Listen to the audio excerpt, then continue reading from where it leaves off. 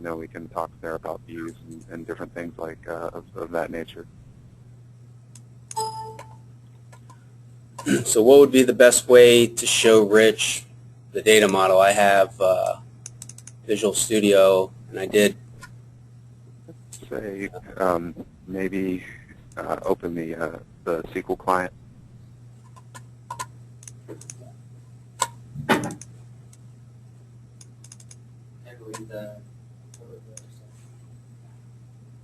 You want to come sit by me? Okay. I might have to then. Here, I didn't speak to him. Great spot. I mean, I was trying to get so if I have to actually talk so he can hear me. Here, I don't really feel like projecting. I feel like eating. Try a little help when I can.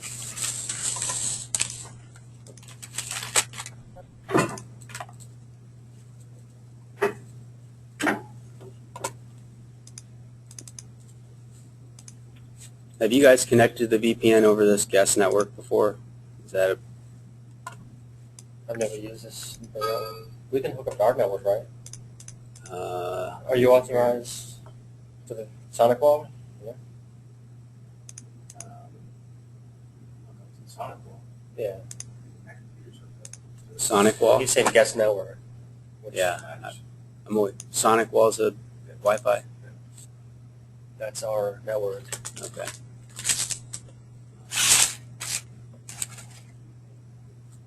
But he's still not plugged in. Because if you plug in to hit the... Well, I mean, you shouldn't have to. As long as you're on Sonic Wall, you should have access to everything local. You don't need to use the VPN if you're actually connected to the Sonic Wall access point.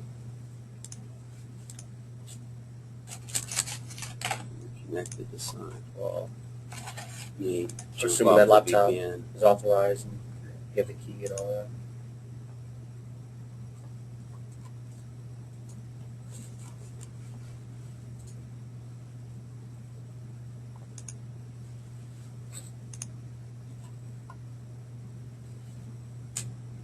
Are you connected on the Sonic Wall right now? Hmm.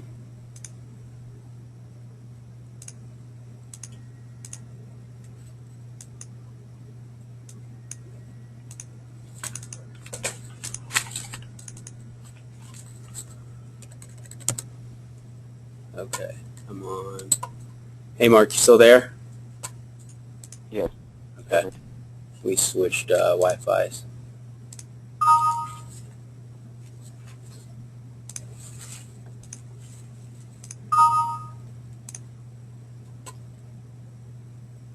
Hit execute if you're trying to run it. Okay, I think we're good to go here. So I am recording this, FYI. Can he hear me at all over there? Or Mark, can you hear is Rich? it a board? Yeah, I can hear Rich. Okay. I'm going to be bugging and all So what's is there a visual I can run from this? I did a visual from one of the projects. that. I mean, I don't think we have anything we maintain, like any kind of class diagrams. That'd be more something Wayne would have Yeah, spent and we never looked at. should be okay without the visual if we can just kind of jump to the relevant tables. I mean, you generated that just using like the foreign keys and everything, right? That's just a generated. It was one of like the diagram. wizard create project. Yeah, I mean, it's more like Yeah, and there's schemas. I'm okay without the You visual. can't really, it's hard to see because it doesn't, the management studio isn't grouped by schema, but everything's in its own schema. Like you can see assessment dot something. Like, so all that's like the assessment related tables. And a lot of those are the mini assessments, like one-page assessments, like walking assessment, healthy eating assessment. They're all related to that. So if you need a report on who took the small assessments, like you could use those tables. An account is just all account stuff, like person, account, and everything associated with person, like contact, address, group. I mean, anything you do is going to be that's going to reference account table. Okay. It's going to have to link to a group, to a group people. You have group there, which is what group? So is group the company name? Yeah. Okay. So that's, and then you have group people, which links to people in that group. Like we have an account, which is just like account information, like credentials, stuff like that. And then we have a different object, which is person, which is more details about the person. And those two are linked together. So any kind of query you do, you're going to have to go through those tables and check whether the account's active and the person's active. Like I think we have 2 active flags that we never actually figured out how they work together, you know. It's just some bad design that we never figured out. So you probably need to check whether both person's active and the account's active when you're doing any kind of report. You don't want to have inactive people. Okay. And then if you have any kind of grouping by department, we later added in department, I think, for the reward system. So a lot of people, if they want to see a report, they're probably going to want to see it by department, right? That was one of the requests. So that might be something where you have to add grouping to the report. Or a lot of them only have maybe one department, some have multiple departments.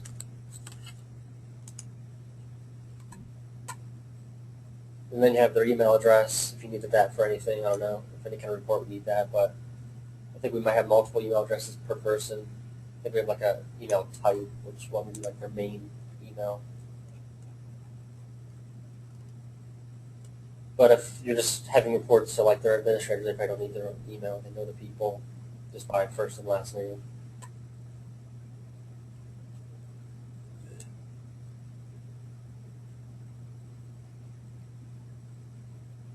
You have group events. You get reports on group events. That's the group event system, where they create like the admin creates an event and the people say they're going to attend it, and then they track the participation using a little tool. So if you ever need to generate a report, like who actually attended all the events over a period of time, those would be the tables that you need for that. And that's just an event and the person and the participation type. Like we have types like I plan to attend and or I attended, and then the admin actually has to confirm that they attended before it gets to like the specific type, which means it's actually been verified that they were there. And I mean, one of the big things you're going to use is all the health monitor. That's all the biomarker stuff. There's also logs in there, like looks like cardio tracker log, calorie tracker.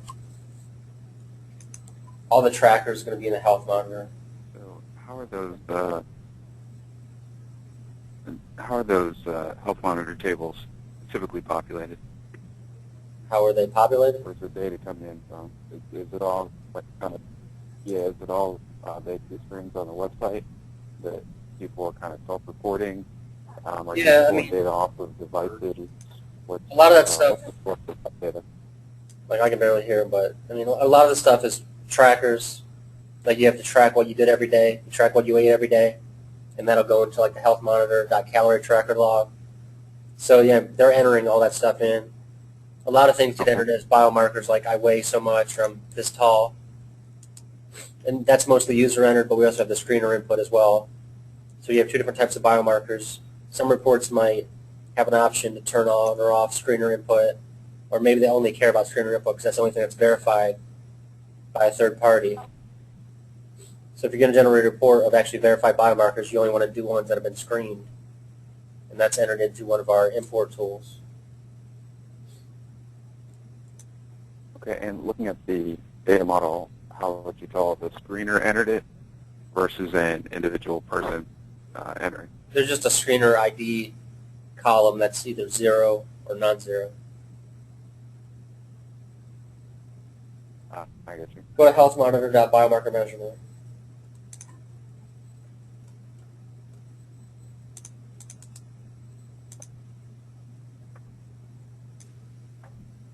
And all those have a biomarker type. It's like a generic table for all the different biomarker types. So height, weight, LDL cholesterol, everything is going to be in this table. And the screener UID determines whether the screener actually entered it or not.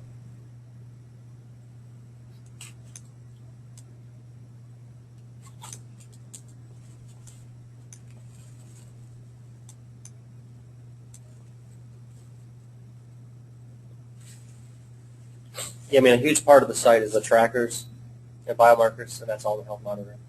So I figure most of your reports are going to be coming out of there. You have the HRA, too. Like, I'm not sure what kind of HRA reports you're going to do. Like, we have HRA reports now, but they're all pretty complex and graphical and require a lot of analysis and code. But if you just wanted to do a report like who took the biomarker, Okay. or maybe get a simple report of like what their risk factors were after taking it, you can use the HRA tables. But one of the problems with the HRA tables Does is the screener ID go. So, quick question: does the screener ID relate back to a person table or to a screener table? Tell me a little bit about that linkage back to the screener. I think that might just be a person UID. I think we enter screeners in as just normal accounts with a special role. So a screener UID could probably be, I think, it just linked directly to a person. Like it shouldn't have 0 in there. It's just it's a bad design. But anything non-zero should be a valid person UID.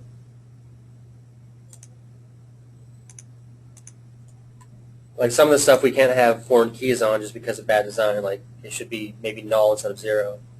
That's just the way it was done. Gotcha. And here, back to the HRA, if you'd actually You do can't key it up because it's 0.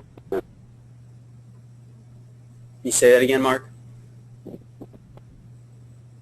Can you guys hear me okay? Because I can get off. I'm on my hands-free or whatever. I can kind of get off this if you guys can't hear me okay. I opened up the designer, and maybe that caused an issue with the sound or the computer just processing, but I can hear you clear now. Okay.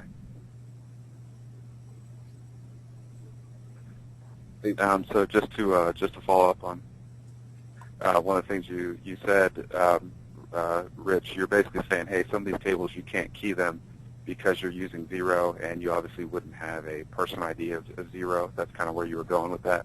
Yeah, I mean, at least in that case, I'm sure we have some other ones too. Like I said, if you're going to generate like the automated tools to generate the diagrams, we don't have foreign keys in some spots just because we might have like a 0 to mean nothing instead of null to mean nothing or not linked. So that's why you can't always get the relationships from the foreign keys, which in that case, if you had a foreign key, you could just look at that and know what it links to. Okay.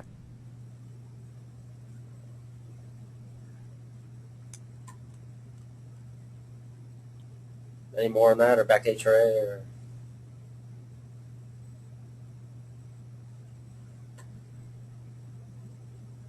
anyway, back to HRA. I'll make the decision for you. It's if you're going to actually do any data, I mean, most of the stuff is just lookup tables that we use to determine risk factors. All the real data for the HRA is in the feedback server database. Okay. So if you were going to get really ambitious, you'd have to go to that and figure out all that raw data.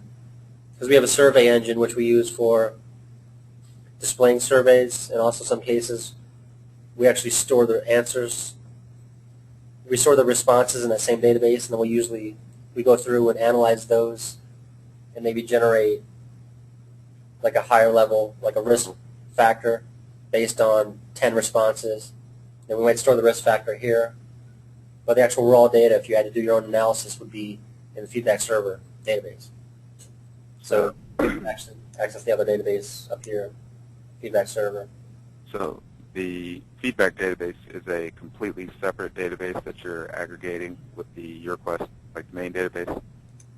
Yeah, I mean, mostly any place in our site where you see like a questionnaire type thing, a survey, we're using this to like store the structure of it, and then we might also store the answers in this database as well.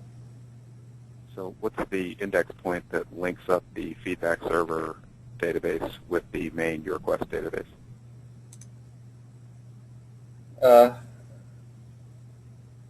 I mean, we're mostly using it for the structure of things, but there's a component that just reads the structure I mean, is there... and saves the data to it. And we don't actually, in our pages, we don't actually read the data from this database. It's more like the data's there, and we use it to and analyze it, and then we create data in our main database. Gotcha. Is that like a batch process that runs nightly? Does that happen real time? I think it's a mixture of both. For some of our reports, we might actually go and get the original responses, like a report that we'd run at night. We look at the original responses and like analyze them, determine that. But for things like generating risk factors, I think we do that on the fly right when they take the HRA. So it's like I mean, the HRA can be something they do all at once, or they could do it step by step. It's a pretty long process. But once we've collected all their input, it goes through and analyzes it one time and generates their risk factors based on that. So it's Gotcha. And when you say analyze from a technical standpoint, you mean you have some code that goes off of that feedback server, pulls the records in, actually kind of saves them into the main YourQuest database, and then kind of the process kind of continues on with its business. Yeah, I mean we save the results of the analysis, and that's what we actually use in our site to display.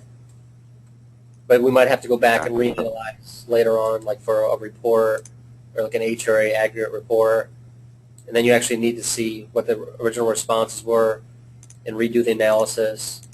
And that's the kind of stuff that's going to get really difficult to try to do from this kind of reporting application. No, I get you.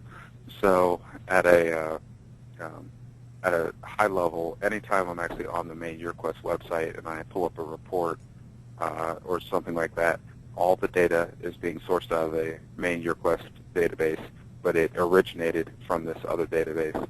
What you're flagging as a challenge is without that code that kind of runs the analysis kicking off, it's going to be difficult to like have like a view or a sprock that covers both of those.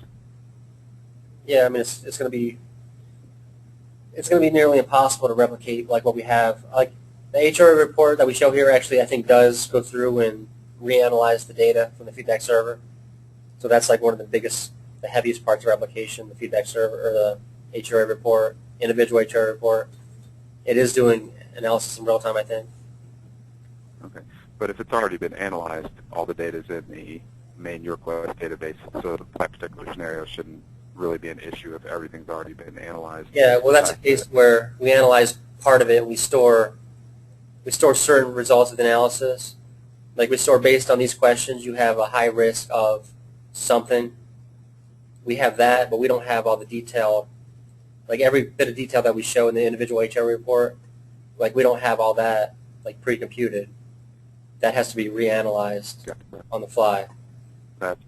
That's just in time when you run the report. Yeah, and that's something where it's like just one user using their own HR report, so we do it on the fly. Okay. And it's been acceptable so far. It hasn't like been too heavy where it times out or kills our site. But like I said, if we're trying to recreate the functionality of our current HR report using this, I think it would be impossible to do without like major reworking. But you could say that based on the HR report this user took most recently, here are the risk factors. I think we do store that. Like they have a high risk of cancer, a high risk of something else. I think we have maybe that stored because we use that we have a module selection system which uses risk factors to determine which modules they should take. So I think we have some of that stored, but I don't have 100% recollection of what we do. It's been a while. Gotcha. And this analysis, is it more about just kind of grabbing the data and putting it in the right bucket, or is there significant analysis kind of like, hey, if this condition, I mean, rename it to that? If you have like 5 questions that determine whether you have a high risk of cancer, like it's going to go through and analyze each question. It's going to look at different ranges to see whether you're like high, medium, or low for that question 1, high, medium, or low for question 2. Then it like combines them. Gotcha. It's also and some of that logic. Yeah, there's like male or female conditions in there too. Like the ranges might be completely different based on male or female and age. So there's a lot of conditional logic in the analysis. Some of the ranges and tolerances and things like that kind of hard-coded in the code, or is that all data-driven? So if you're female between 58 and 65. They're hard-coded as well because a lot of that stuff is static data. Like we might have ranges hard-coded just for male in some spots and female in other spots. But we also do have ranges stored in the database, but I think that may have came later. Like we have a lot of the range data, like if it's between this range and this range in your mail, it's a high risk. But I think we added that after the fact for like something else. I don't think the HRA's fully taken advantage of that. Where would those ranges be Gotcha. stored? So Go ahead, Mark. Go to health monitor to like biomarker range. Okay. So if someone wanted to do like a pure SQL implementation, for some of these reports, the data just wouldn't be there on the SQL side. This is a because table you would maybe use some to figure that out. The range. table has gender, and it has ranges that determine whether you're high, medium, or low. So you could do analysis in SQL Server, assuming all this data is correct and everything. There's like gender. I think gender of N means it's not gender specific, or you have male or female, so you basically have 3 conditions that determine the range. So you're going to get into some case statements there to actually do anything. It's going to get messy, but it can be done. And there's some sort of field on the person table that indicates the gender of the individual. Yeah, we have a.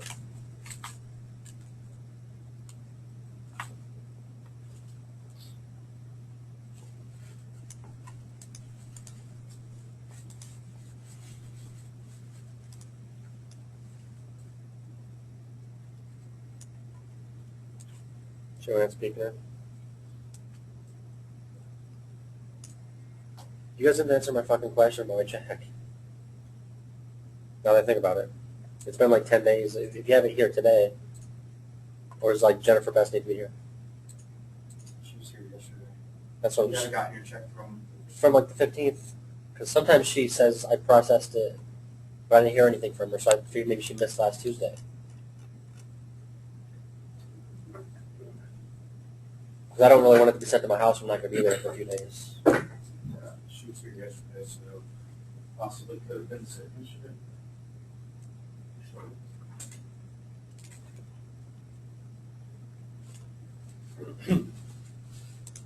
Mark, do you want to talk a little bit about the existing reports that they use and where those are located? Or do you want to keep talking through the data model? I think we got through about half of it. Well, is that something where maybe we can pull one up and take a look at it?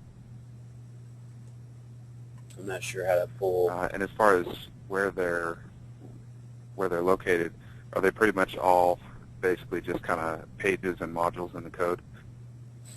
We're talking about Existing. report data, or Well, so the existing reports, are they SSRS reports? Are they kind of HTML reports? What are the existing reports? I mean, a lot of our reports are just like custom in-code reports. But we also have the report system, which I think uses whatever that Microsoft, like RDLC or something like that. Yeah, that would be probably SSRS.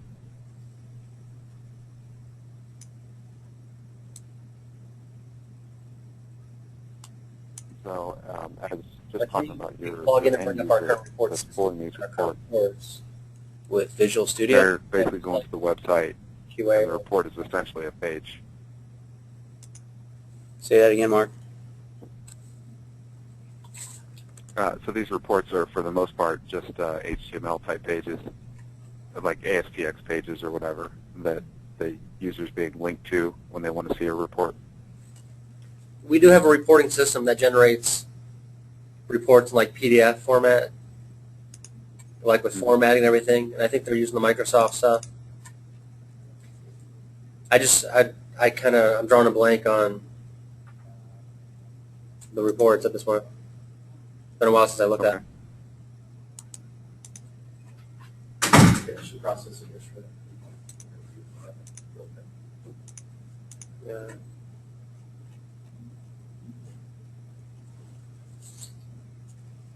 Should we log in and on the front end and look at those reports? Yeah, that's what I'm saying. What I'm pretty sure I system sent should it I out before that, but what system should I log in to view just the front end of existing reports? QA or Dev, or you know what the IP off the top of your head? Let me throw it up on the big screen. I mean, you just go to like production site if you wanted to. Okay. YourQuest.com.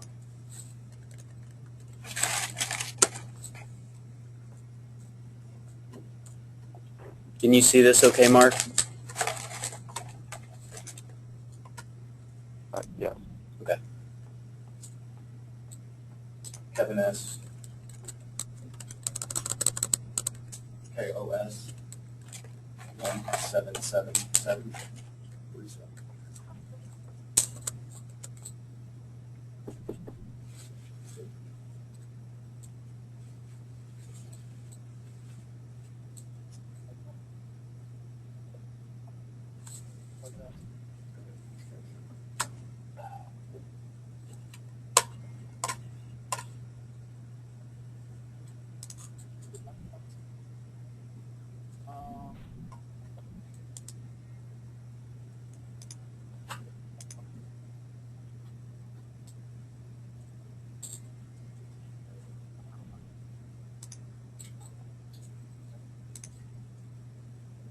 I wouldn't do an aggregate report, but go to like HRA completed or something. That would be a simple report, HRA completed. What's a good company?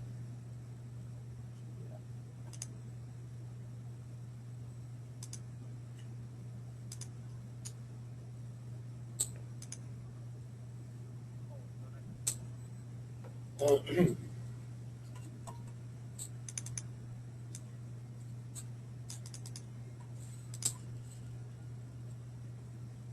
are most of these reports going straight to Excel or straight to PDF, or do some of them render on screen?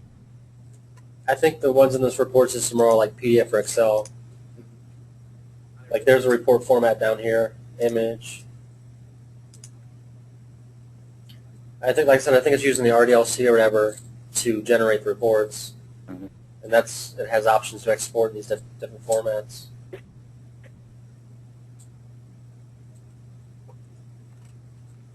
Like these are the simple reports that translate well to the report server.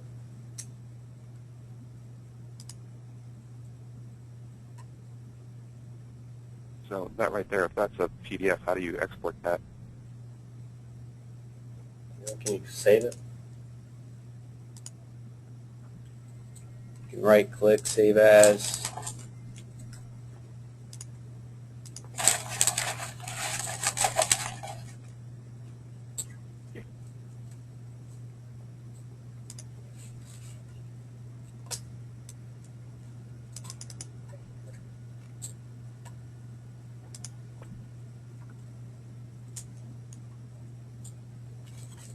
I'm getting a fair amount of static. Is that you guys? Is that my connect?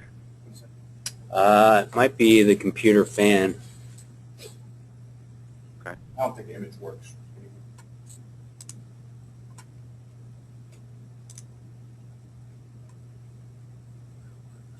Let's see what report is it. It's like, are you wanting to convert any of these reports over to the new report server?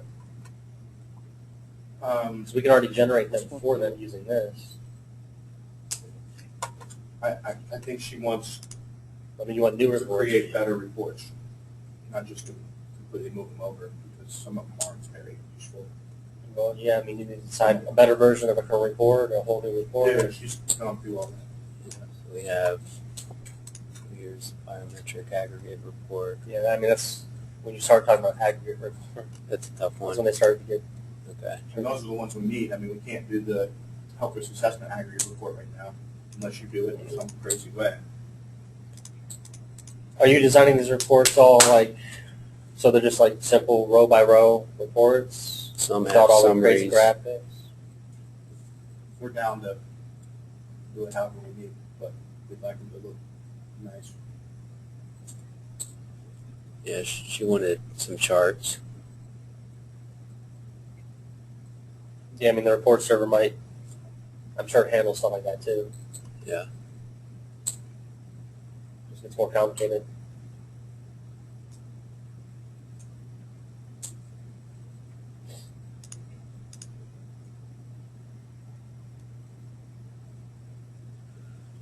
So if we're going to recreate some of these reports, can we look at the existing these reports to help, recreate on the new DevExpress?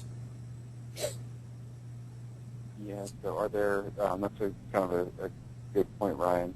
Are there any artifacts that you can forward to us that we could use to assist us recreating a report? So if some of these reports generate right through Excel, do you give us some samples of the Excel files on some of these, or access to an appropriate system to pull some of these?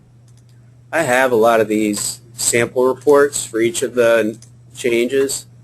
So I have these listed in this reporting doc for each, like best sample and old. So each of them have one of the existing.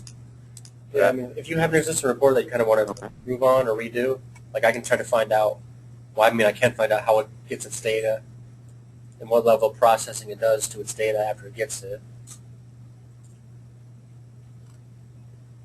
So for so would kind of, at least for a starter report, would want to start with one that's not too heavily dependent on, like one of those just-in-time processes running before the report gets kicked off.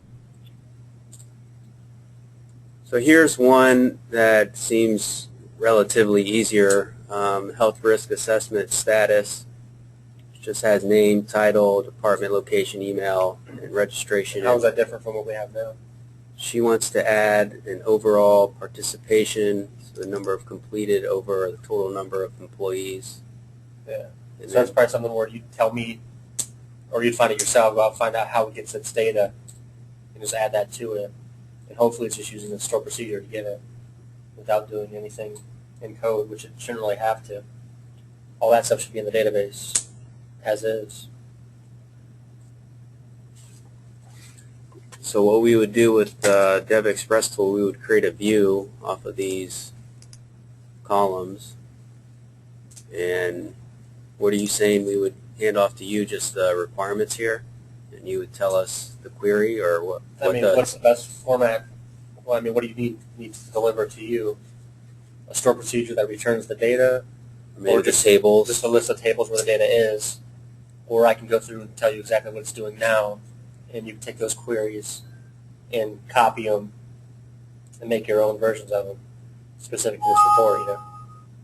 Yeah, I think if we had the tables, Because if you had the table exact query names, that did that, and and all you needed to do was add another calculation to that query, yeah, and you just put that right in the DevExpress server, and you'd be done. So, question, Rich, how easy or not easy is it for you to kind of grab the queries associated with some of these existing reports? Do you kind of dig them up to see the code, or where do you get that information from? Where am I going to figure it out? I mean, I have to go back through the code and look at the report system again and just see what store procedure it's calling. so you'd walk through this page and try to. I mean, we could set up a SQL profile or trace and probably figure out what store procedure it's calling now. I assume for a report this simple, it's probably not doing any real analysis in code. It's probably just getting the data and binding it to like that RDLC format file, and that's basically the same thing it would be doing in DevExpress. So it's probably already set up to return all the data from the store procedure. I just need to go find out what store procedure it is, either through a profiler or take a look at the code. Because I haven't looked at the report system in years at this point. At the end of the day, are most of these reports sourced off of store procedures, or are some of them the result of queries that are being submitted inline from the I think code? the ones in the report system should be mostly using data coming directly from the database without a lot of analysis. Like I said, I think they're using that RDLC. I think we store that. We stored like the formats for these, and they basically just get data and it binds it, same way DevExpress is going to do it. So I think a lot of these store procedures probably exist that do most of the work or all of the work. But I have to refresh myself on that. The reports I'm talking about that are more difficult are the customer ones, like the HR aggregate. Does this have the HR aggregate report in here too? But it was in this like format. Using that PDF format. But it was in the same page. You could access it. Oh, we haven't taken out the source. Yeah, I'm just trying to remember how we actually do And actually, analysis and report system. I think when we took this down, we actually added that new services. Now, is there a specific assembly in your code where all the report code is consolidated, or is it kind of sprinkled through a few different places?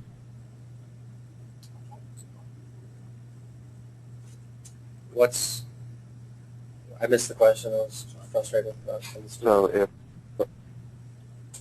Happy Thanksgiving. I'm not coming back. So if I wanted to look at this section of code associated with a report, is all of that in a separate project, or is that kind of some of that's in the code behind the pages that's sending it to the RDLC? That code-based report logic, where is that typically found? I'm going to have to look at the code again because we had our HR Agri report in the system too, and it must have been doing its own analysis. So I forget exactly. I don't know. I think it might have been a thing where it's doing a lot of analysis in code, and then it creates like a data set, and then maybe binds that to like the RDLC, like it uses that as the data source. Sure. But it's not like it calls a store procedure. Okay. It's the raw data and assigns it directly to the RDLC. It's actually doing a lot of in-code analysis, then it assigns it. So there actually probably is like a business logic layer that's making the other kind of angle of my question was that in-code analysis. Is that part of your web project, or is that kind of abstracted into kind of a reporting project? So if I open up Visual Studio, would that code live in the like the ASP.NET project, or would I see a separate project that has everything reporting? We have a services project. It's probably in services. I think there's like a reporting thing in there. Like I'd have to look at the source code if you have. I don't think he has it here, so I can't look at it. We have a services project and a support services project, and I believe it's in one of those. Because I remember the HRA Agri report was using like services to do it. Okay.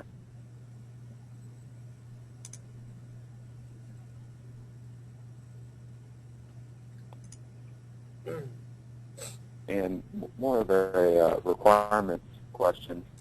What's the, and I know Ryan's already kind of covered some of this and addressed some of this, but from a distribution happy path, is the preferred kind of path that on a schedule, everything just gets ran and you've got all the documents right there? Is it a model that's kind of more analogous to what you do now, where you kind of pick and choose with the reports one by one and execute them with date ranges and things like that? What's kind of the absolute happy path from a report distribution model? I mean, these are all reports that run on demand. I don't think we have anything that we really schedule other than, like, we have a report like the rewards earned from the reward system. Like, I have that scheduled. Like, we have a processing task that goes through and send that report out, like, once a month. And we don't really send anything out automated now, other than, like, a very specific case. Because it breaks. And in terms of who's using that website, is that your external client, your internal actors, a mix of both? So those reports you just pulled up, who's the typical actor that's taking that action? I mean, I think the idea was to have their administrators do it, but at this point, I think they might just request us do it for them, and we probably use the same tools they have access to. Yeah, Ashley's doing every report. Yeah, it's like they actually have access to these as their administrators, but I don't know if they're actually doing it, or they're just saying we need it. So it's on just patient report, biomarker accurate report. So, and about how many of these is Ashley doing? So just going off your last comment, Ryan, you know, like the 31st of every month or whatever, it sounds like Ashley would go in, run the 5 most important reports for a client, and then, you know, either zip them up and email them or zip them over to them. I mean, I would say that at this point, she does everything that we would create she would be responsible for running all of them. Like, we're not going to have time to integrate this into our system and provide access to like the clients. So it's all going to be run by people in YourQuest, Ashley specifically. And how many He's updated. how many of these report executions are we talking about? So at the end of the month, is she doing 20 reports or is she doing 200 reports? Yeah, I mean, I have no idea about any of that stuff. 20. Saying like 20. I mean, there's not a huge number of clients, so if there's like 10 clients, she needs to run like 10 reports times however many reports they want. I mean, I guess eventually if the reports are all solid, they would just be automated at the end of the month. They'd just be scheduled to run, and she wouldn't have to do as much. Well, and that's one of the, and you can step in at any time, Ryan, but that's one of the scenarios that we've kind of been running through is what are the possibilities for kind of a zero-touch approach here, where if there's essentially like a customer packet that needs to be put together on a specific date, instead of going in and kind of manually putting it together, it should be able to just all happen automatically, where maybe the customer's getting 3 Excel reports and 1 PDF. Well, on Friday or whatever the day of the week is, actually could just go into a folder. It could all be there, zipped up, already ready to go.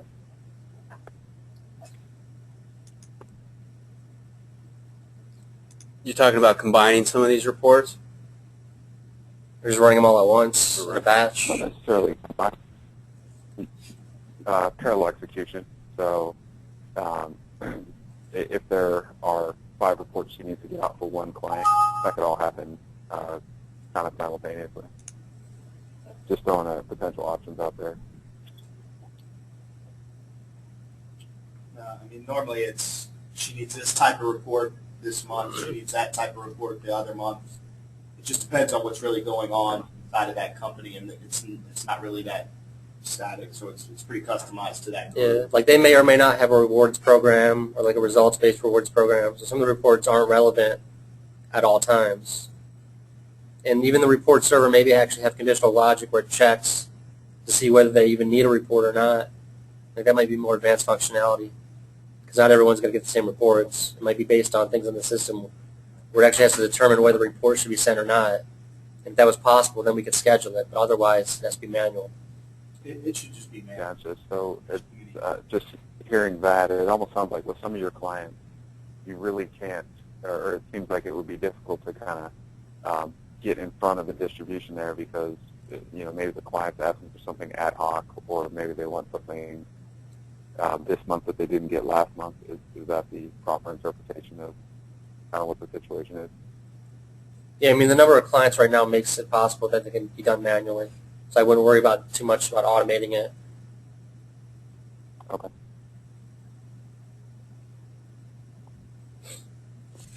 So if I break down a couple of these reports and say, Rich, can you give me the tables and queries Yeah, for it's this? like what tables are used, where's the data coming from, how much processing is it doing now. Like I'll try to give you all that information. Okay. And then, I don't think it'll take that much research. Just, first one, I got to get back into it and remember how it all works. hey, Mark, can you, I just took some screenshots of the install. Could you just walk through, Rich, on the DevExpress tool and where it was installed the last couple minutes? Can you make it happen in 5 minutes?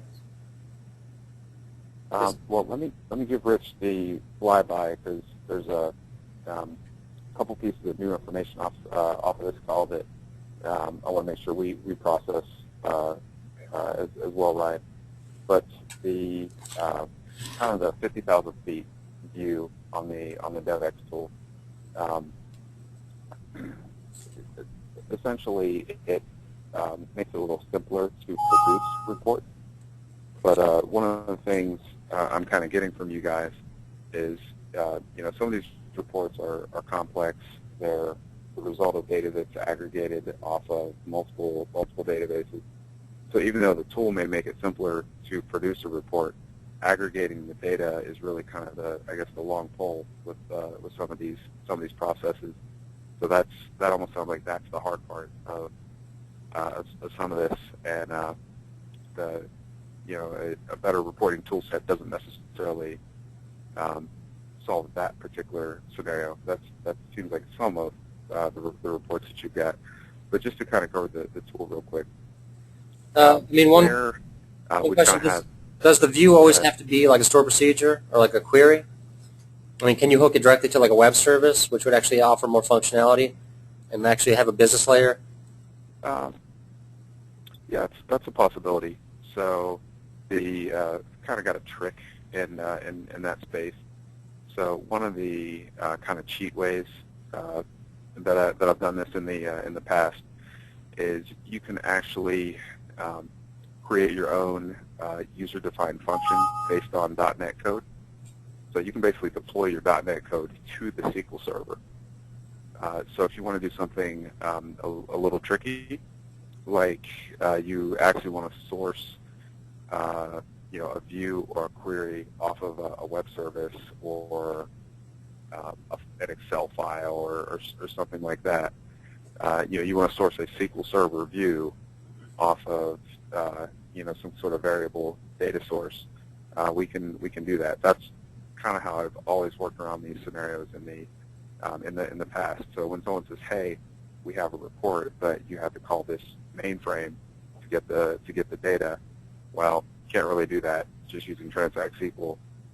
So we deploy our own assembly, which works out a lot like a user-defined function in terms of how you call it, and then that handles connecting to a couple different web services, pulling everything and aggregating that.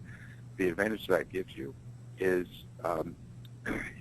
it opens things up as far as, hey, I want to put a view on this. Hey, I want to put a store procedure on this. Or, hey, I'm just doing a little research, so I just want to run an ad hoc query from SQL Management Studio. It kind of makes some of that. It opens up some of those scenarios.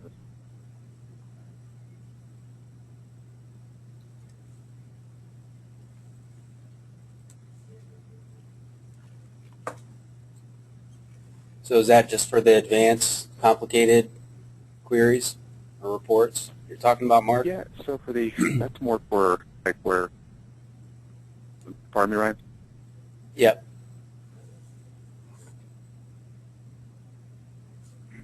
Yeah, so that's more those complex scenarios. The simple scenarios where you're just grabbing data off a couple of tables. Well, those are pretty easy regardless. Those complex scenarios, even those ones that are code dependent, we can essentially just move where that code executes from. So if you say, hey, you got to go to a web service to get this, not a problem on something like that.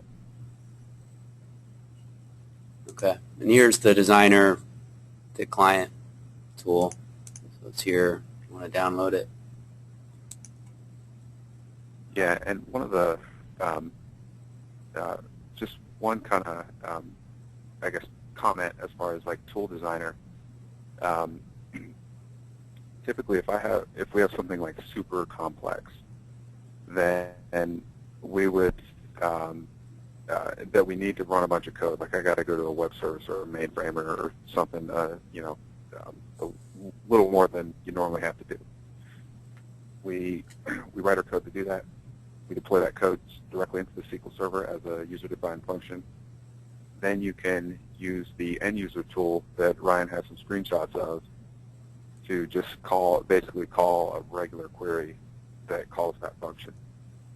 So select star from blah, blah, blah, and, where get web service, select name, date, age, and get web service data for this person ID. And then it'll all come back to the end-user tool.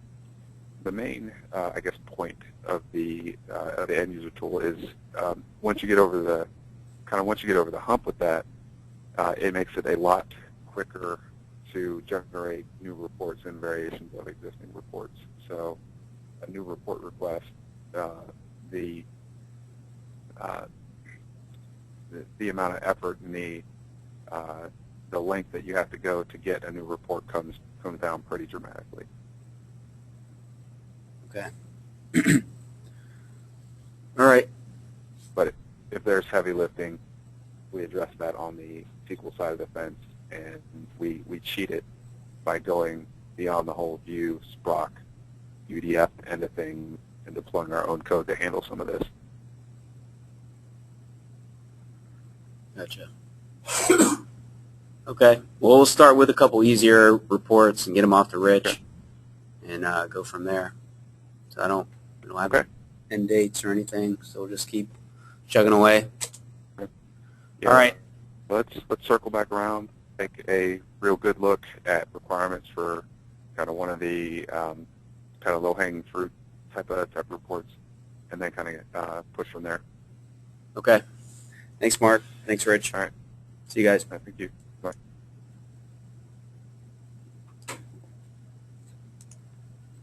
Yeah, I'll just send you